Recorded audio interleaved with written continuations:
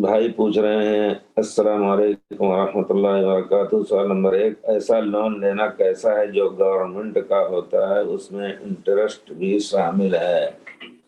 Interest بھی شامل ہے، جہاں تک علماء کا فتویٰ ہے اس میں کوئی شک نہیں کہ آپ اگر اپنے مال کی حفاظت کے لیے لون تو لینا قرض پہ ربا اور سود پر تو جائز نہیں ہے، البتہ اگر آپ اپنا مال حفاظت کے لیے رکھتے ہیں تو رکھ سکتے ہیں ان کے پاس، اور اگر وہ انٹرسٹ دیتے ہیں آپ کو یا سود کے نام سے، جو بھی فائدے کے نام سے جس نام سے دیں، وہ آپ کو لینے کا حق نہیں ہے، لیکن وہاں چھوڑنے کا بھی حق نہیں ہے، کیونکہ وہاں اگر چھوڑیں گے تو دوسری غلط جگہوں پر وہ بھیج دیتے ہیں۔ اس وجہ سے لے کر کے آپ اس کو، آپ یہ اپنا جو مال رکھا ہوا ہے اس سے جو فائدہ آتا ہے یا انٹرسٹ جو دیتے ہیں، اس کو کسی غریب سے غریب آدمی کو دے دیں جو بیچارے بہت ہی مجبور ہیں، گھر نہیں ہے ان کے پاس، اور وہ لکڑی وغیرہ گھیر کر کے اسی طرح وہ زندگی گزار رہے ہیں، ایسے لوگوں پر خرچ کر دیجئے، لیکن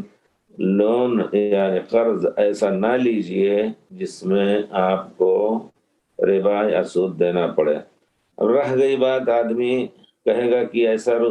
قرض حسنہ کہاں ملے گا جس میں کوئی فائدہ نہ ہو، تو بہرحال یہ مسئلہ ہے ایک، لیکن پھر بھی مسلمانوں کے اوپر واجب ہے، عام لوگوں پر واجب ہے کہ ایسے آدمی کو جو مجبور ہیں، اور سے لوگ تو بغیر مجبوری کے لیتے ہیں سود پر قرض،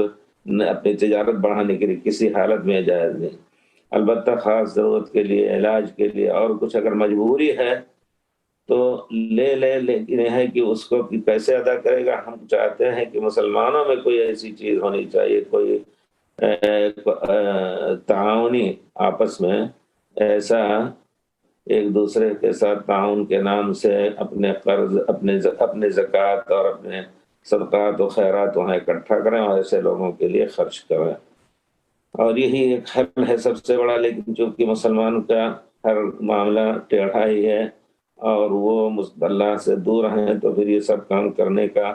کوئی سوچ نہیں پا رہا ہے، حالانکہ مسلمان بہرحال الحمدللہ ان کے یہاں پیسوں کی کمی نہیں، تنظیم اور عقل کی کمی ہے، اللہ المستعان۔